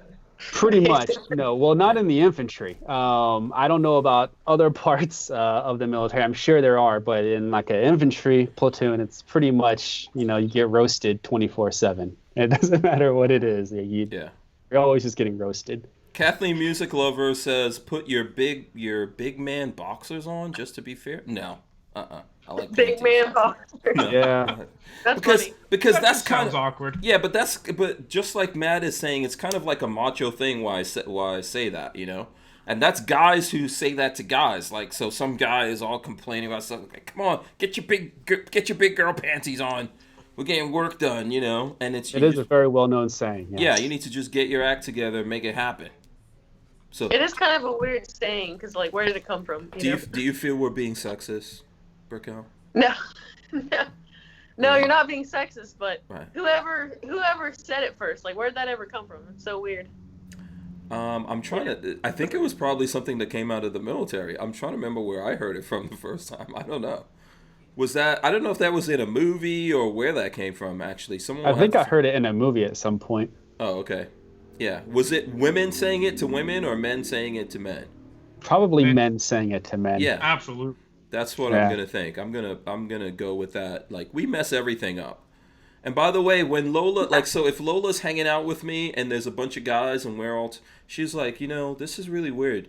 When you're hanging out with a bunch of guys, I didn't realize that men talk about so much gay stuff. And I was like, this because this I is say, what yeah, we do. yeah, a lot. Because we talk about a lot of stupidness. Yep. We don't function on a very highly intellectual level. It is true. Actually, I think men are more simple. They don't. They're just women are more emotional, so we think of like details and stuff. Our brains are detailed, and you guys are like cavemen, where it's just pretty much this or this. Like there's no details. I would not argue against that. Yeah. One grunt, yes. Two grunts, no. This is how we get on. This is how you know that you like each other, right? Like you're saying. Hector Lopez says it came from a John Wayne movie. That could be true, right? You know what? We should see if John Wayne said that. Well, don't you just get your big girl panties on there, partner? I could probably see him saying that. Probably in the Green Berets movie. Yeah. John Wayne is this old-timey cowboy actor dude, Brico. I'm just you know. Oh, God. I wouldn't know. Yeah. He's pretty famous. He's pretty famous amongst certain people. So, all right, cool. So let's see. What new gun have you gotten, Matt? Or are you interested in? Or you're also not buying guns right now? Oh no. So I just got a P10C. So that, I mean, it's a really, really good shooter. That one was a gift from a very, very good friend of mine that hooked me up on that. Are you right-handed? I'm right-handed. Do you have a holster for it? I do not. Okay, I may have one sitting in the garage that if I can, I'm gonna go look. It was brand new in the box that I never used. If I can find it, I'll send it to you. Oh, sweet, dude. Look at that. Look awesome. Look at Babyface being so generous. I think I have one sitting there that it was. Awesome, it was a nice one too. I just never used it, but I'll go look. Don't hold up. I won't hold you to it. You better come back with a holster, damn it. If there's not a holster down there, you better make one. It's somewhere there. I just gotta find it. Yeah. Okay. Right. So we have that, and then I was looking at. I mean, there's a few that I was looking at to purchase. One was like an investment piece I was looking at. It was I saw it. It was a really good price for a Maudus, like a like a transferable M2. That's serious investment. So that one, I mean, God, that's like one of those grails. Like you have it, and that would have been awesome to have. But it's blow holes in everything around you. Yeah. And when I say investment, like that's, I mean, when you buy firearms, it's like watches. None of them appreciate. They unless it's a Rolex. Rolexes appreciate, but like firearms in general depreciate in value. And so do firearms, with the exception of like NFA or transferable machine guns. They either hold their value or go up. Yeah. So if you're going to spend the big bucks, you're going to want to spend something like, M2. That's because of all the stupid laws, to be honest with you. That's why like those guns are going. I think there's some other guns in the firearms world that go up in price for sure. But it's very rare. It's usually like movie guns or guns that are just so expensive outside of for them that, to make. Like those would be considered collectibles, like hero guns and stuff like that. But I'm just talking like if you go and you buy, let's just say, for example, you go even something as nice as like a Chi-Tech Intervention. It's a $10,000 rifle. If you buy it new, it's going to depreciate. You drive it off the lot, loses a little bit of value. I don't even know what a Chi-Tech Intervention looks like. Do you know what that is? Do you know what that is, Brickell? Chi-Tech. I don't think so. Chi-Tech. And if you want to hit something at 2 miles, use a Chi-Tech. No, I know Chi-Tech, for sure. Yeah, but I didn't know the names of them. It's the swagger gun from Shooter. If you ever seen the Shooter, it's a video game. I've seen that movie. That's the Intervention. So it shoots a 4-way Chi-Tech. And Eric actually got me on that because I wanted to build. It was like this weird build. I called him up and I was like, "Hey man, I want to build a 338 Lapua Magnum autoloader." Like I was like, for some reason I just got on this kick. Okay. And he's like, why? I'm like, yeah, that's a good question to ask. He's like, why? And I'm like, because you can. Like, who doesn't want 10 rounds? At least 10 rounds on an AR 338 Lapua Magnum. Like that will literally put you down. And he's like, again, why? Like, why do you want that? And I was like, because you can. And then he was like, you should look into a 4-weight shy tack if you want to do that. So I was like, okay. I look into it, and he's right. It's a superior firearm if you're going to shoot long range. $10,000. Yeah, that's 10,000 used. I think the price tag on that thing was like 14 or 15 grand new if you buy it directly from Shy Tack. But do a lot of deer hunting with that, huh? Yeah. Get a lot of really expensive deer. Well, it's still transonic at 1,900 meters. So shooting mountain to mountain across at those deer, I can definitely get them. Yeah, I mean, the longest recorded shot in Afghanistan was, I think it was 2 miles, 2,800 meters with the 408 Shy Tack. And it's just crazy. Okay, man. I see what it is now. Okay, I see the bullet is milled. It's a single milled bullet out of like a piece of. Yeah, what do the bullets cost? I was gonna say, what's the round run? Yeah, $17 a piece. Okay. Damn. Is what they cost. You will become a reloader. Yeah. Well, that's the thing. You can't reload it because nobody makes it. You have they mill it. So I was they're gonna say, like not only will you become a reloader, you will also become a machinist, so you can cut your own bullets from a solid. Shy Tack, is that one of the rounds that Desert? No, that's not one of the rounds that Desert Tactical makes, is it? Desert Tech? No. Desert Tech does a. They have one of their own rounds that they make. I forgot what they it's do. called. Yeah, it's not the 408. Yeah. Shy Tack. I always remember it because they sent me this gun. It was a 50 BMG, but you could change it over to whatever that round was. They didn't send me. They sent me the gun. I had to sign all this paperwork, basically taking responsibility for like $25,000 worth of a gun. I think the optic was about 10 grand or something like that. They never sent any ammo, so 50 BMG was all I can get my hands on. But they made the other ammo. I was like, dudes, can I get like 2 rounds maybe? I know it's right. It was a bullpup, right? So it was a bullpup bolt gun. Yeah, it's that big. Yeah. So they had had a barrel kit for like a 338 Lapua, 308. So you could drop in like 2 or 3 different. Yeah. They sent the rounds. kit. It was a round that they made, but they refused to. They refused to like send me. I was like, just send me 2. Just send me 2 rounds. Right. Yeah. So anyway, I wound up having to shoot that like 50 BMG for anyone. There's nothing wrong with that. 50 BMG will do it, man. Yeah, and it's more affordable. Oh, I had to shoot the 50 BMG. Oh, that's also on my bucket list to own a 50 cal. A 50? Yeah. Absolutely. Yeah. 50 is Those are pricey too, though. So yeah. They're like $3 a round. Yeah. The guns are too, unless you get a SHTF 50. Shout out to Safety Harbor Firearms out there. Well, if I get one, that's where I'm getting one. That's right. You better. I think they got some in at Copper too. They had some really like the single load. It was like a really, really budget friendly 50 cal rifle. Yeah. If it wasn't an SHTF 50, then you're doing it wrong. Yeah, you're doing it wrong. So let's see here. Okay, Babyface, what guns? I guess we left you out here. What guns are you trying to get your hands on? Oh, man. Oh, so I decided I really want, I think we talked about this a little bit last week, a Remington Model 8. I really want a Remington Model 8. Okay, that's the pump shot gun? Is that... No, it's the semi-auto that John Browning designed that looks kind of like a rifle version of the Auto 5. Okay. One of those in 35 Remington, I would love to get one of those. Yeah. But right now, I have my eye. I'm trying to figure out between a couple different broken guns. Looking at the UFix'em site that Century Firearms, Century, whoever runs. Yeah, I think it was Century. Trying to figure out what I want to pick up from there to work on. So I'm not 100% sure. Okay, because Babyface likes broken guns.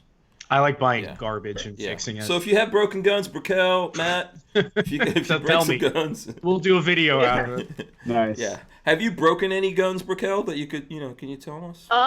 Actually, I don't really know, but one time, actually, it was a long time ago, I was taking Katie's class, and I went to, like, draw my Glock, like, out of the holster, and then, like, I presented my gun, and then, like, the top of the gun, like, the slide, was all the way, like, barely hanging off the edge, and I was like, what the hell? I think one of the, like, release pins, like, fell out of it or something, and it just kind of fell apart, and I don't know. I consider that broken because it was. Was that a Glock? Yeah. Was that a Glock? It was, yeah. Oh, okay. Wow. Was it modified? No, it wasn't modified. I think I don't know what happened. It just popped out. It was weird. I guess that anything could happen in training. That's why you got to train. Or carry a backup gun, because then you gotta like. And if that happened, then you're just screwed. You know? If you go training and you can, I know everyone can't do it, but if you're gonna go training, you probably want to take a backup hand. If you're doing pistol and rifle, take a backup pistol and a backup rifle. Yeah. Yep. Yeah. Because and it could be embarrassing if you don't. I mean, a lot of places will have something like I guess they expect that to happen like a couple times, but you really want to make sure that you carry something over there. Let's see. I'm trying to see if anything new came out.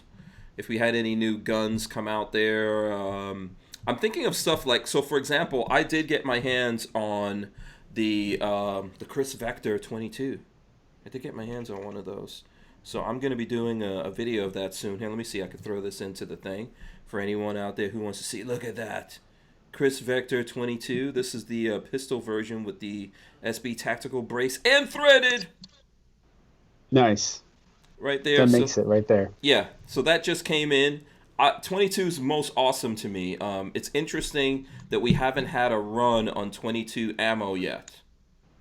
So I find that interesting. Another 22 that did come in for me to do something with is the Kel-Tec P17. Boom, I'll throw that up there for everyone to see it. Kel-Tec P17. That's one of those has come in. And then also this gun came in here. I didn't really want to do a review on this gun. Let me see, where's the, I'm trying to find the picture of it that I have here. Where's the picture? Okay, here we go. I'm going to show you guys this box. And then you can all figure out what is that thing in the box. What do you guys think is in this box here? For the people who could see it. I'll give everyone a couple of seconds here to figure out. So that's a gun I didn't really want to review, but so many people ask me about it since it's been out, and I've been refusing to do anything with it, and people keep asking me. So I was like, oh, you know what? I'll see if I can get my hands on one, and we did. It's the Springfield Armory Hellcat. So I don't know if you guys, Nice. Miguel, have you I shot the Hellcat when I was with Rambo because he owns the Hellcat, but I don't own the Hellcat or anything. Yeah. I didn't want to get into it either. People keep asking me, so I was like, okay, you know what? We'll do a video on it and we'll see how it goes. I'm not a big fan of what Springfield Armory has done in the past, so I've been refusing to do anything on it. But I'll give it a shot. I'll let you guys know. I'll be professional, I promise. This is me.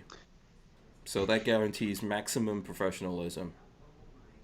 I think that there's a couple of weapons that came out, and they're not new, but it really showed how small the community is when they release them. So something like the Hellcat, I don't know if they did that on purpose, but basically for like 2 weeks solid, there was no content to consume. There was anything other than a Hellcat. And I got so sick of it. I'm like, please, please give me something other than a Hellcat review.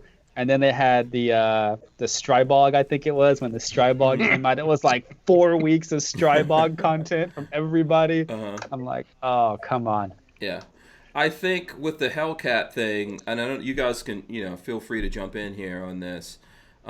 Springfield Armory has kind of a bad reputation, not to every gun guy. Some gun guys don't care about the politics of it. But when it comes to the politics, I think when it's 2A stuff, I kind of take it personally. And to me personally, I believe that Springfield Armory was kind of like selling the Second Amendment down the river to benefit themselves. Right? If I don't know if we want to necessarily get into reanalyzing that whole situation, but that's what I feel about it, right? They had control over a lobbyist that they hired and they put into a position, and it's hard for me to believe that guy was just on remote control doing whatever he wanted to, but they basically got caught out there trying to make special deals to bring more gun control in, but to make carve-outs for them, to exempt them. but that other smaller companies and people in Illinois would suffer from that. So it kind of like I take that personally, and I think some other people do. And then because of that, when they came out, they decided to flood the market out there and get those guns out to a lot of people, pretty much as a publicity stunt, which is fine. I mean, you know.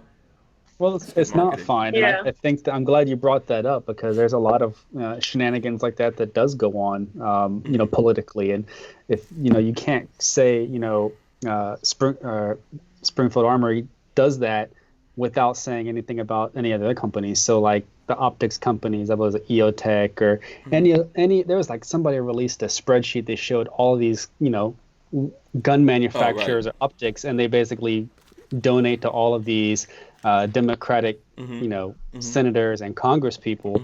It just goes to show you that nobody in this industry is clean. No matter what type of, you know, what they present to you as a consumer, there's always an agenda. Now the difference is there can be an agenda, but as soon as they start using that Second Amendment as a bargaining chip for that agenda, it kind of makes things a little bit different. So you can have, I think that it's perfectly fine if they had personal feelings, as you know, as the chairperson of the company or the owner of a company, to have personal views about gun control and say, you know what, I'm just the captain, I'm just steering the ship, and I have personal opinions on guns, but I can still run the company and we can be profitable and we can still provide this to the general public. I'm not going to let that impact my ability to run the company. But then when you take it one step further and say, well, this is how I feel personally, and now I'm going to use the company to steer legislation, that's when you have an issue. What were you going to say, Brickell? Yeah. I was going to say clearly, I mean, they're not about the Second Amendment, they're about profit. So, I mean, it's clear cut. So, yeah, personally, I choose not to promote them, or I don't even own a Hellcat.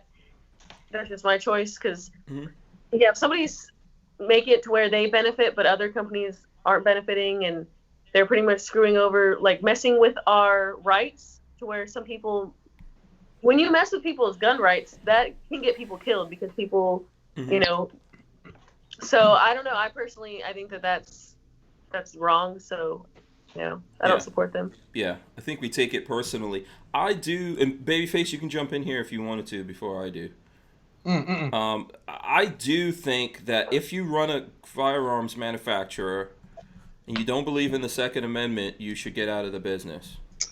I mean, obviously you can do what you want to do, but you should probably get out of the business. You're in the wrong business. You could probably take your time and your energy and do something else, you know, because eventually it's going to catch up to you.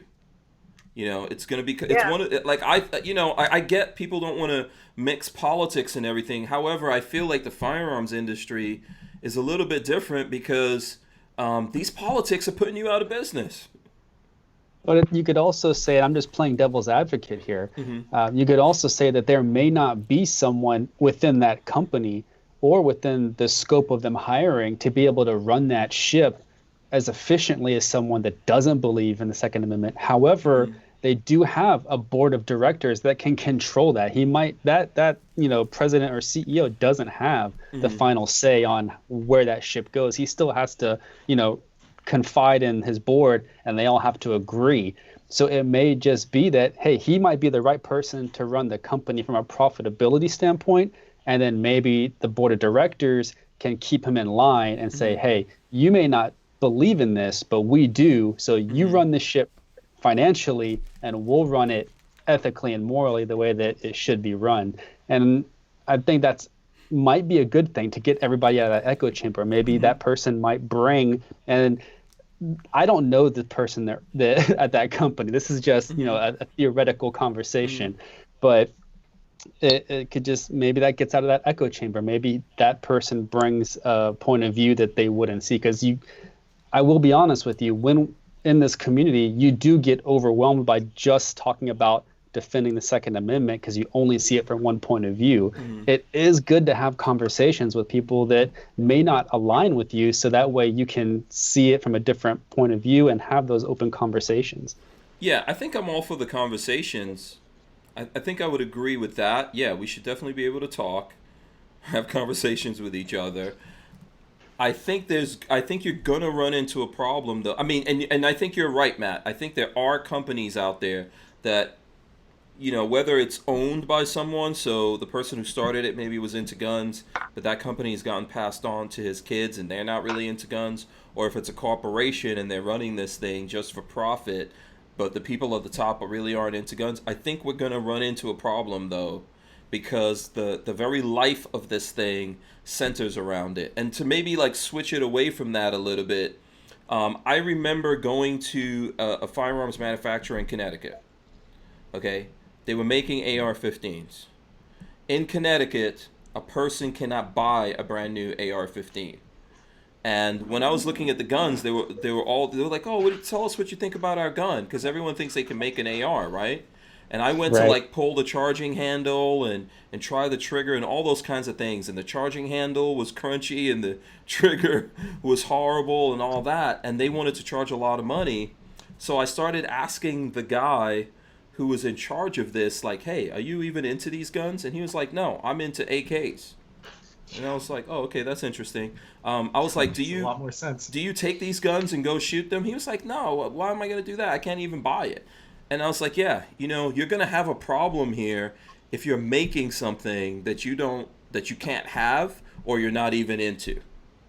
At some point, you're going to run into a problem, whether it's a political one that blows up in your face or some other thing. Like, I definitely don't know everything about guns, so I could run into a problem where I don't know something or I call something the wrong thing. Hey, it happens to everyone. But I'm coming from a point of interest and passion and all that kind of stuff behind it. And I think it gets dangerous because in this realm, these things are kind of like all mixed up, and eventually you're going to run into a wall. I agree, and I think at that level that you're referring to, it is very important for them to have passion. So if you're talking about someone at the level where they're actually putting the weapon together, they should have a passion for how that weapon's going to feel. Are the tolerances correct? Is everything perfect? But at the higher level, I don't necessarily think that it's that much of an issue. Now, again, this goes back to are they bargaining your rights? That's an issue. But if it's just a person that's running the company financially, they're so far removed from the day-to-day operations of what's going on. Their job is to make money. And if they make money and they're able to make these weapons profitably and with a high quality, and they can make them in a number that makes them a common item, then I'm all about it. Yeah. It's like very similar to like PSA. When we talk to PSA, their goal is to just put as many quality weapons out there so you can make them as a common weapon, a common item. That's the goal. Yeah, but those are gun guys. They believe in the second. This is true. Yeah, let's not mix that up here. Make it. We're not. And this was a theoretical. Right. This was a theoretical scenario. Yeah. Honestly, go ahead, Mikkel. In my opinion, I think that you have like the guy that handles the profit, and then the person that's really into guns and all that stuff. Well, their market is gun people, right? And most gun people, well, we would hope most gun people would support the Second Amendment. So in order to fix people that are kind of like corrupt, that are in gun businesses and stuff, you boycott the people that are doing things like what Hellcat is doing. And then they'll start to get the picture like, hey, if we do anything that's against the Constitution, people are going to boycott us and they're not going to buy our products. So it's not smart.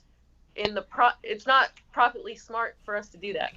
That's exactly how it works. You're 100% correct. That is exactly how it's all of us. Yeah, it's up to all of us to fix that. Yeah. So I mean, we are the ultimate consumer. So if we don't agree with them and we don't align with what their values are, then we just don't buy their product, and then they don't exist anymore. Yeah.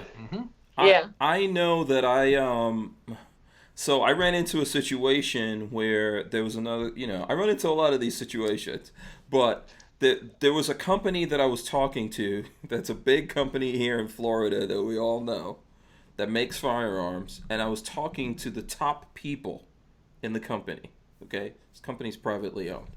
I was talking to the top people in the company, and I was like, "Are you guys aware of the gun control that went into effect in Florida?" And they said no. And they weren't kidding around. I was like, are you joking with me? And they were like, no, are you joking with us? There's no gun control in Florida. And I was like, okay, you know, I'm talking. We went through this for some time because I wanted to establish that this wasn't a joke, and for sure it wasn't a joke. These guys were not aware of gun control measures that went into effect in Florida, right? I think you're running into a problem there. I'm not saying that we shouldn't.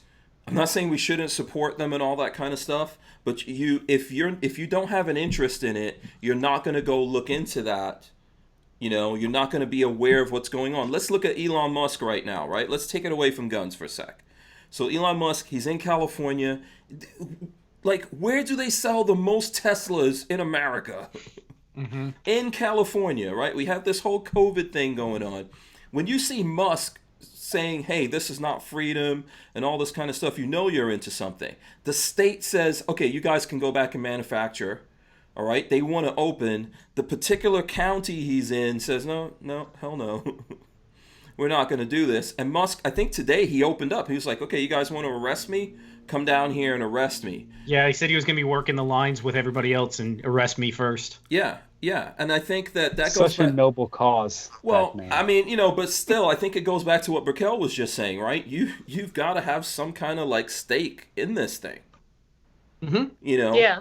But you're, and I'm not trying to belittle your point either, Matt, because I think absolutely 100% we all see that there's lots of people who are about the money. They're very good at managing the money and doing all these things. But maybe this is why they're running into problems, and maybe this is why they don't see that Hillary's not going to win, and therefore making all these AR-15s is the most detrimental thing in the world. Right. You know, maybe this is why that happens, because you don't have that point of passion. So regardless of what we think about Elon Musk and Tesla, we realize that he's passionate about that, and it's making him get activated and stand up and go, you know what, maybe I'm not going to do business in California if this is how you guys are going to do this. You know, and we all need to take a look at that. Like, I think all the businesses around America, for that matter, all the people need to take a look at how these guys ran the country when they had a chance for something that 99.9% of us were fine at the end of the day. They shut down everything, killed the economy.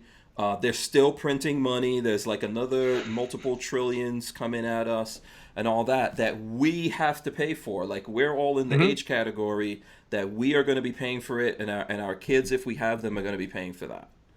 Yep. You know, and it's that thing of like, oh, it's, you know, it's like, it doesn't matter. But I think like, if you have that passion and that desire behind it, and it's affecting your bottom line, you will pay attention to that. Versus, one of the things for me, I think, is missing in the gun community. Like, someone on here said, YouTube is anti-gun, but we're all here. Right? We're on YouTube right now. I agree with that. Right? We're here because, you know, this is the big pool. Eric talks about this all the time, right? This is where the people are, and we're here too, right? We're here fighting. But because they're anti-gun, they're making it more difficult for us to get the message out to people, which we think is a worthy, good message. But forget about what we think is protected by the freaking Second Amendment, what we're talking about. Mm-hmm. And they're making it more difficult for us, and it's the whole point of this conversation of like, you know, while we're out there dealing with Ballistic Ink, you know, and trying to figure out ways of getting money, because they're making it more difficult for us to do what we're doing, and we are trying to help people at the end of the day. You know, and we're trying to like help people defend themselves and stand up for themselves and all that. So, yeah, we're here, but we're suffering because of what they're doing and the fact that they don't care. And when I talk to them, the number one thing there's always someone who's over there like, oh, you know, we're gun people too. We believe in the Second Amendment. But if you put a but in there, your sentence is null and void. Yeah, Right. Anytime there's a but, Yep. not good. Yeah. So, all right, let's see what else I can so easily get lost in that. I just texted you something that you may be interested in. Let's see, what is this? Wait, hold on a second. This is not a dick pic. I cannot believe I'm feeding into your addiction, but yeah, go look. Oh, bullpups. Oh God, why am I feeding this beast? I shouldn't. Oh, I shouldn't wait, humor you. Oh, this is the CZ kit. This is the CZ kit for a bullpup. Oh, did you already know that existed? Okay. Oh, yeah. I approve of this. Okay. This is the CZ Scorpion bullpup kit. Bullpup kit, yeah. I approve of this message. Yeah, I approve of this message.